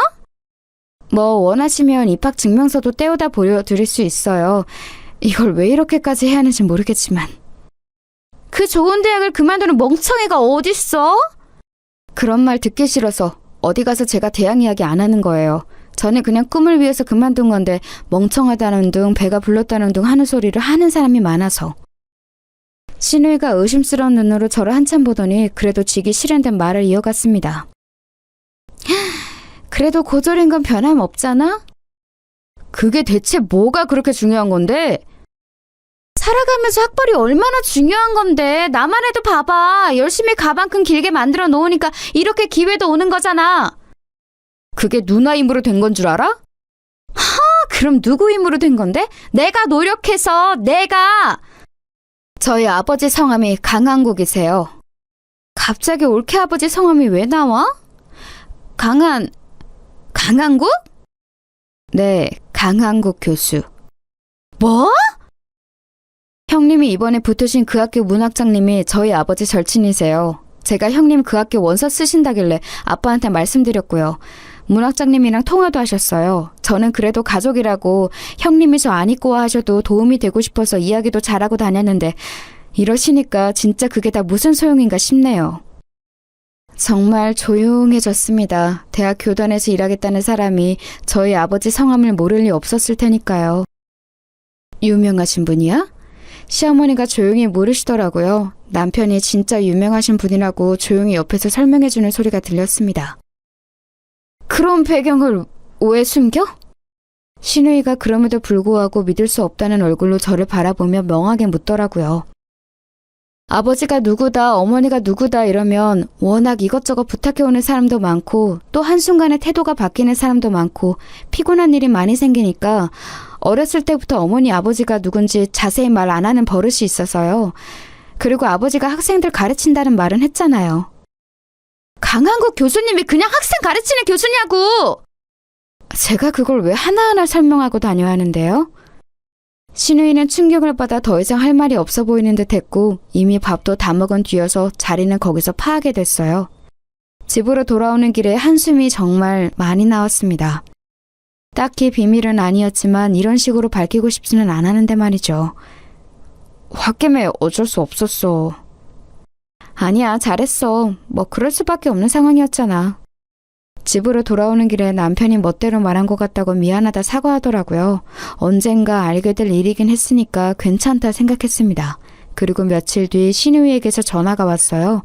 엄청나게 망설이는 말투였습니다. 저기, 올케. 네, 말씀하세요. 문학장님이 올케 이야기하면서 언제 한번 밥이나 같이 먹자 하시는데 괜찮아? 일정만 미리 말씀해 주시면 시간 빼볼게요. 그 전에 형님. 그건 그거고 어제 저한테 하신 무례한 발언들은 언제 사과하실 거예요? 제 그 말 한마디에 제가 일하는 빵집으로 달려왔더라고요. 평소에는 제 말을 들은 척도 하지 않던 사람이 말입니다. 어제 한 말은 진짜 미안해. 배경이 중요하지 않다는 건 아니지만 제 배경을 알기 전과 후가 이렇게 다르신 건 저도 좀 어이가 없네요. 그리고 교단에서 학생들 가르치신다는 분이 그런 몰상식한 말을 막 뱉는 건 아무리 생각해도 좀 아닌 것 같아서요. 제가 괜히 문학장님께 추천드렸나 후회 중이거든요, 지금. 제 그 말에 안색이 하얗게 질리더군요. 혹시나 제가 안 좋은 말을 전할까 걱정돼서 그런 거였겠죠.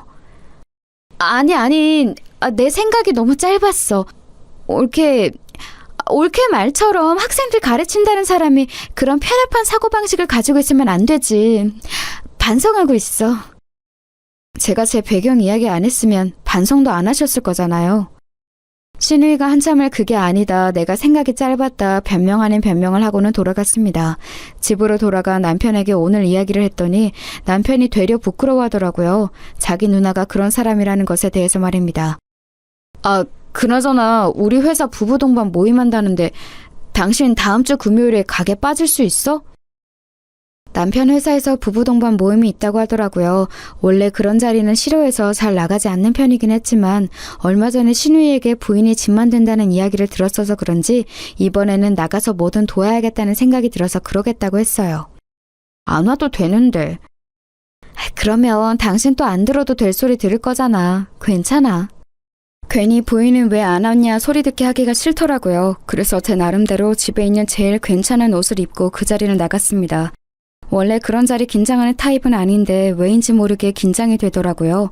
처음 나가보는 자리라 그랬던 것도 있었을 테지만 누군가에게 평가받는 기분이라 더 그랬던 것 같습니다. 남편 직장 상사들도 있는 자리에서 함부로 굴 수는 없으니까요.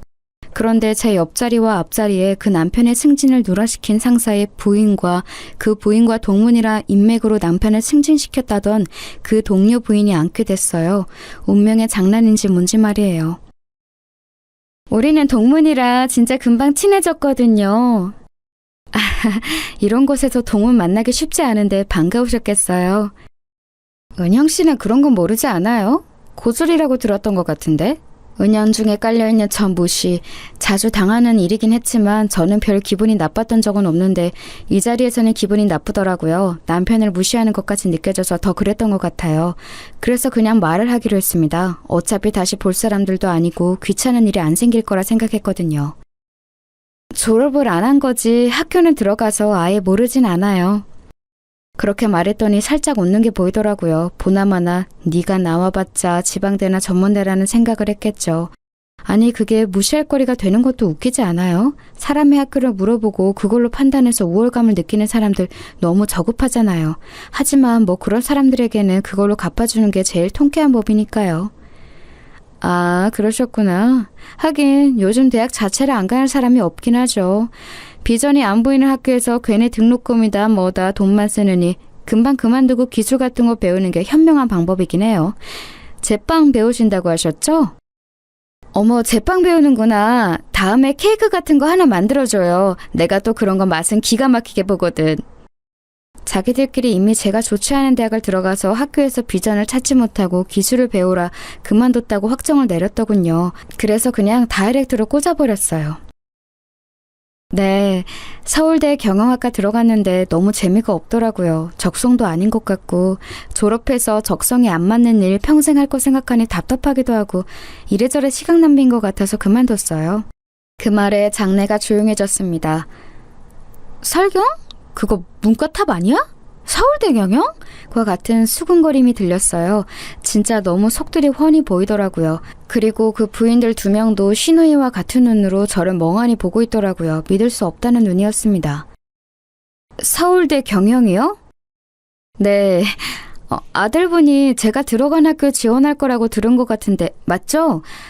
뭐 학교는 그만뒀지만 동문들이랑은 저도 종종 만나긴 해서 잘하면 제 동문들 후배가 되겠네요. 상사분 아들이 서울대 경영학과를 준비하고 있다는 이야기를 얼핏 들은 것 같았거든요. 거길 왜 그만둬요? 진짜예요? 적성에 안 맞으면 그만둘 수도 있는 거죠 뭐. 그리고 이런 거짓말을 제가 왜 하겠어요? 금방 들통날 텐데. 그 좋은 대학을 졸업하지 않는 게 일반적이진 않잖아요. 부모님이 속 많이 썩으셨겠는데요? 그만두겠다고 하니까 1초 만에 그러렴이라고 하시던데요. 저희 아버지가 공부를 하시는 분인데 자기도 공부 지겹다고 매일 그만두고 싶으시다고요. 아버님이 아직 공부를 하세요? 만학도신가? 대학에서 학생들 가르치세요. 그 말에 한 번 더 정적이 찾아왔습니다. 교수세요?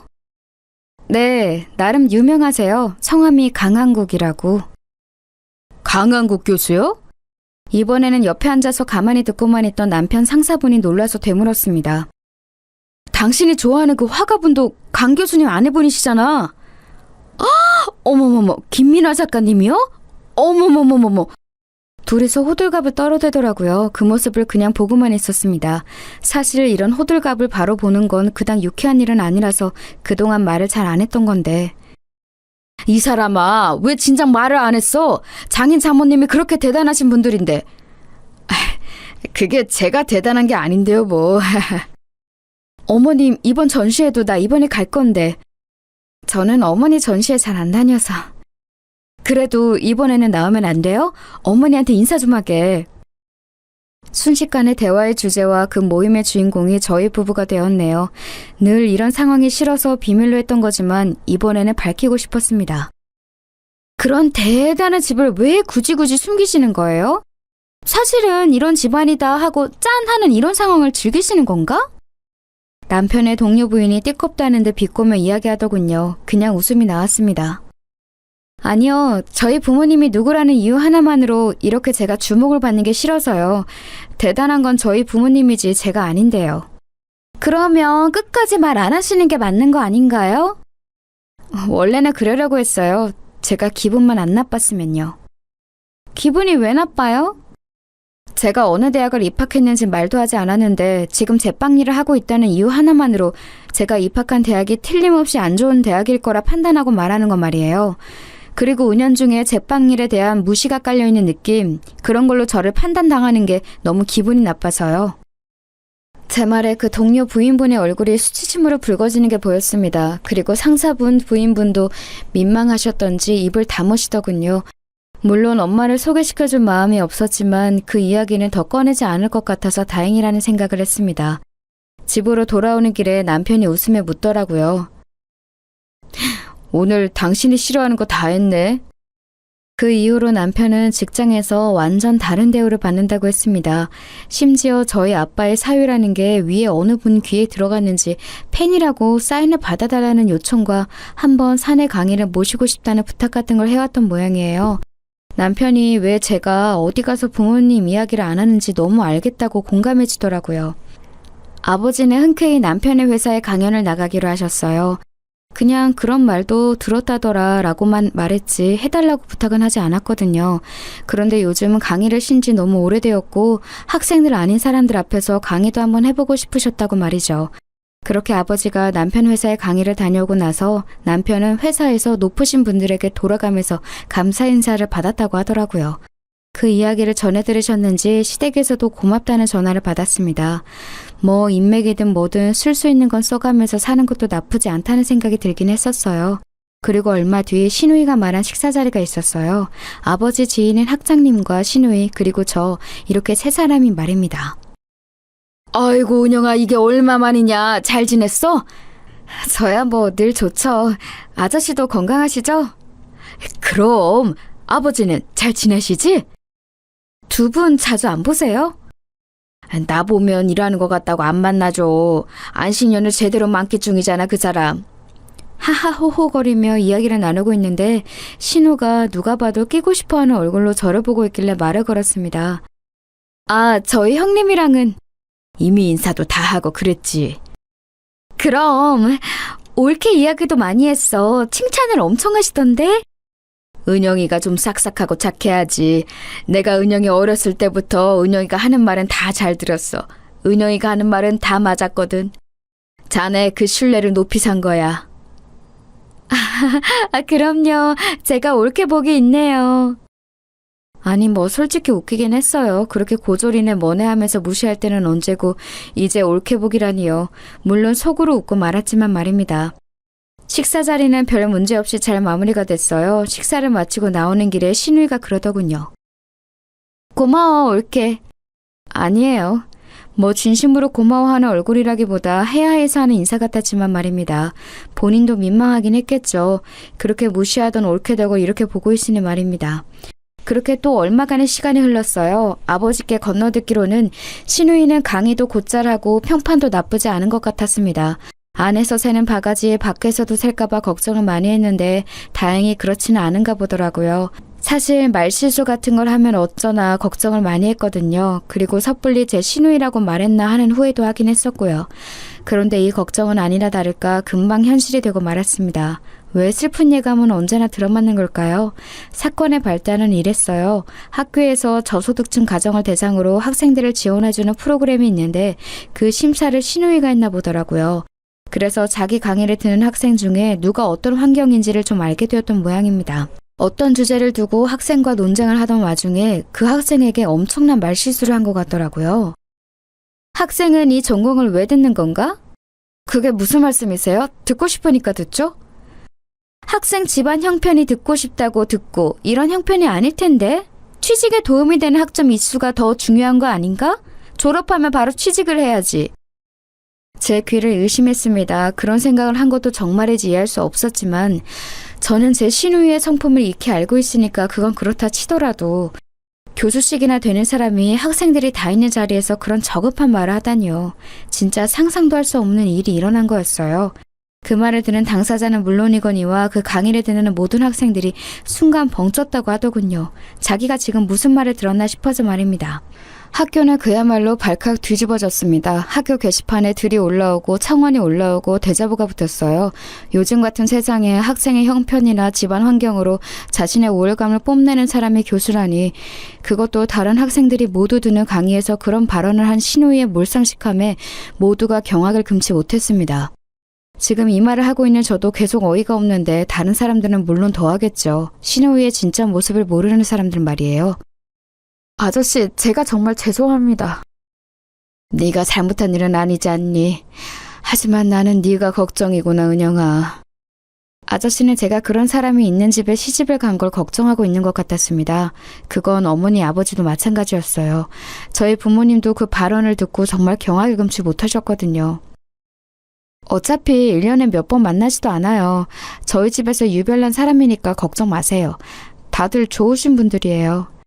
걱정하는 부모님께 제가 어디 참고 살 사람이냐고 신우이만 그런 거다라고 몇 번을 말했는지 몰라요.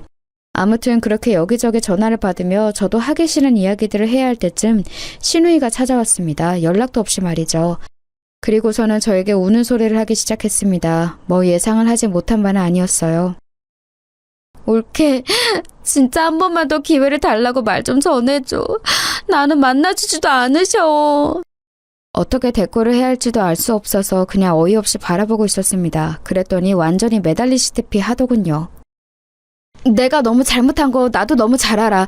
하지만 한 번 실수잖아. 한 번은 봐줄 수도 있는 거 아니야? 만나주지도 않으시는 거 너무한 거 아니냐고. 울면서 그렇게 말하더라고요. 너무 큰 말실수고 여기저기 기사까지 뜬 일이라 바로 징계위가 열렸고 교수 해임 쪽으로 결론이 난 것 같더라고요. 학교 입장에서는 당연한 처사였습니다. 데려온 지 얼마 되지도 않은 새파랗게 어린 교수가 이런 대형 사고를 친 거니까 말입니다. 울며 저에게 빌고 있는 신우이를 보며 담담한 어조로 말했어요. 그 친구에게는 사과는 하셨어요? 했는데 사과를 받아줄 마음이 없대. 그 친구가 용서를 해야 다음도 있는 거 아니겠어요? 상처를 받은 당사자가 용서를 못하겠다는데 뭐 어떡해요? 그랬더니 신우가 본인 성격을 이기지 못하고 또 막말을 시작하더군요. 없이 산 애들은 이게 문제야. 그놈의 자격지심. 누가 그냥 한 말을 확대 해석해서 자기를 향한 공격으로 여기고 일을 키우고 문제 삼고 그런 거 말이야. 그냥 쿨하게 넘길 수도 있는 거잖아? 그게 안 돼, 없이 산 애들은. 저는 태어나서 형님처럼 교양 없고 생각 없이 말을 뱉는 사람은 처음 보거든요. 제 말에 신우이가 방금 무슨 소리를 들었나 한참 저를 바라보더군요. 뭐? 생각한 대로 다 뱉는다고 그게 말이 아니죠. 형님은 남을 상처 주는 말을 아무렇지 않게 하면서 자기 좀 안 좋은 소리 들었다고 이렇게 역정을 내시는데, 그 친구는 자기가 잘못하지도 않은 일로 그렇게 모욕적인 말을 들은 거니까요. 당연히 용서가 안 되는 거 아니겠어요? 그래서 내가 잘못했다고 했잖아. 잘못했다고 하면 아, 네, 그러시군요 하고 무조건 용서를 해야 하나요? 아직 용서를 못하겠어도? 형님은 그게 문제예요. 자기 일에는 파르르거리면서 조그만 일에도 크게 화를 내면서 자기가 한 몰상식하고 개념 없는 말에 남이 정당하게 화를 내는 건 이렇게 못 견뎌 하시니 제가 추천하면서도 괜한 사람 추천하나 싶었었는데 그 후회를 이렇게 빨리 다시 하게 만들어 주시다니 그것도 참 대단하시고요. 그래서 지금 학장님께 내 이야기를 해줄 수 없다는 말이야? 네. 제 그 말에 신우의 얼굴을 험악해지기 시작하더군요. 그래도 그치지 않고 말을 이어갔습니다. 학장님이 별 문제 삼지 않는다고 해도 제가 찾아가서 형님은 그 자리에 맞는 인재가 아니라고 제가 한 말은 물러야 할 판국에 뭐라고요? 저보고 다시 전화해서 형님 부탁을 해달라고요? 그러고 싶지도 않지만 그래서도 안 되죠. 내가 앞으로 안 그러겠다고 반성한다고 했잖아. 이를 앙불고 말하더군요. 웃음이 나왔습니다. 지금 형님의 태도는 반성하라는 사람의 태도도 아니거니와 그렇다고 해도 잘못에 대한 대가는 치르셔야죠. 저는 형님을 소개시켜준 걸로 이미 신뢰를 잃었어요. 저한테도 사과하셔야 해요. 제가 절대로 안 해줄 거라는 걸 알았는지 벌떡 일어나더군요. 그리고는 다시 그 전에 저를 무시하고 막대하던 신우의 모습으로 돌변해 있었습니다. 역시 짐작대로였어요. 너같이 하등 쓸모없는 게 옳게라고 봐줬더니 지 집안이 좀 괜찮다고 신우의 말을 이렇게 무시를 해? 말은 바로 하세요. 이 모든 걸 다 차버린 건 형님이에요. 제가 아니라. 저를 노려보며 한참을 씩씩거리더니 돌아가더군요. 그리고 시어머니에게 가서 말을 전했는지 시어머니도 저에게 전화가 왔습니다. 자기 불리한 건 쏙 빼놓고 별 큰 잘못도 아닌데 유난을 떨었다는 식으로 이야기했더라고요. 그래서 모든 사건의 정황을 정말 토시 하나 빠뜨리지 않고 상세하게 이야기했어요. 그랬더니 오히려 나쁘끄럽다며 사돈 어르신들에게 미안하다고 전해달라시더군요. 남편도 전화해서 한 소리 한 모양이었습니다. 그리고 시어머니와 시아버지도 마찬가지였고요. 시누이는 한동안 저에게 연락도 하지 않고 명절에는 제가 없는 날을 피해서 왔어요. 그러고 다시 교수를 준비한다는 이야기를 들었지만 얼마 뒤엔 다 그만뒀다는 이야기를 들었습니다. 당연하죠. 이미 소문이 날 대로 단 한 사람을 어느 학교에서 데려가겠어요. 그것도 그런 사건으로 말입니다. 학교는 금방 조용해졌다고 들었어요. 해당 사건을 일으킨 교수가 해임당하고 학교 측에서 학생에게 사과를 하면서 여론도 좋게 정리가 된 것 같더라고요. 혹시나 학교에 누가 됐으면 어쩌나 싶어서 밤에 잠도 설쳤는데 다행인 일이었죠 뭐. 시누이는 집에서 살림을 하고 있습니다. 그렇게 집에서 살림하는 여자들을 무시했거든요. 여자도 자기 개발을 해야 하네 어쩌네 하면서 말입니다. 제가 그 일도 너무 중요한 일이고 누군가는 해야 하는 일인데 무시를 하지 말라 하면 저 같은 애나 그런 생각을 하는 거라고 말이죠. 그런데 지금 그러고 있다는 게 너무 웃겼어요. 네 누나는 아직 정신 차리려면 멀었다. 어느 날 갔더니 남편에게 그렇게 말하더군요. 마트에서 어머님이랑 장을 보는 와중에 직원이랑 시비가 붙었는데 거기에서도 마트에서 일이나 하는 주제라고 했다가 어머니에게 뒤통수를 한 대 맞았대요. 그 나이에 말입니다. 다행히 마트 직원분이 큰 문제 삼지 않는 바람에 일이 커지지는 않았지만 어머니가 엄청 크게 화를 내신 모양이더라고요. 그 이후로 어머님이랑 있을 때는 말을 조심한다고 들었습니다. 뭐 다른 곳에서는 어쩌고 있는지는 몰라도 말이죠. 그런 생각을 해서도 안 되지만 그런 생각을 한다고 하더라도 사람이 말을 할 때는 정말 조심해야 한다는 걸 시누이를 보면서 많이 느꼈습니다. 그리고 저급한 말을 하면 한순간에 그 사람에 대한 신뢰도가 뭐건 다 떨어진다는 사실도 말이죠. 저희 시누이에 대한 이야기는 여기서 마무리할 것 같네요. 요즘은 딱히 얼굴 볼 일도 없어서 더 할 이야기도 없긴 하니까요. 아, 저희 남편 회사 일도 그 뒷이야기가 궁금하신 분들이 계시겠죠? 어머니가 전시회에 갔다가 남편 회사 상사분이 부인이라는 분과 마주쳤어요. 막무가내로 저를 앞세워 저희 엄마에게 인사를 하는 바람에 제 낯이 좀 부끄러워졌습니다. 그뿐만이 아니라 이미 판매가 된 그림을 자기에게 팔면 안 되냐는 등 다음 전시회에서는 초대장을 받을 수 있겠냐는 등 어떻게든 제 덕을 보려는 말을 서심치 않아서 한마디 하려던 찰나에 엄마가 먼저 말했어요. 저는 아무리 자식이라고 해도 특혜를 주진 않아서 말씀하신 것들이 다 힘들 것 같네요. 죄송합니다. 그렇게 정중하게 거절하는데 뭐 어쩌겠어요. 입만 쩍 다시고 물러나야죠. 뭐 세상엔 정말 몰상식한 사람이 많은 것 같아요. 그쵸? 저는 조만간 제 가게를 엽니다. 모든 사람들이 그 좋은 대학을 그만두고 그런 일을 하냐 손가락질하고 간섭했던 일이었지만 저는 학교를 다니며 공부만 하던 시절보다 정말 수억 배도 행복하거든요. 제 인생인데 제가 행복해야 하는 거잖아요. 좋아하는 일을 즐기면서 하니 재미도 있고 자신감도 넘칩니다. 매일매일이 새롭게 즐거워요. 이 이야기를 듣는 분들도 혹시나 하고 싶은 게 있고 그걸로 이루고자 하는 바가 확실하다면 한 번쯤을 도전해보는 것도 좋지 않을까요? 어차피 한 번밖에 못 사는 인생이잖아요. 그리고 살아가면서 다들 남들에게 상처를 줄 말은 하지 않았으면 좋겠어요. 누군가에게 그냥 뱉는 말이 누군가에겐 평생 남기도 하니까 말이죠. 제가 저희 학교 이야기를 그 누구에게도 하고 싶지 않아 하는 것처럼 말입니다. 제 이야기를 재밌게 들어주셨으면 그보다 더 좋을 건 없을 것 같습니다. 그리고 혹시나 남는 게 있으셨다면 그건 더 좋을 것 같아요. 긴 이야기 끝까지 들어주셔서 감사합니다.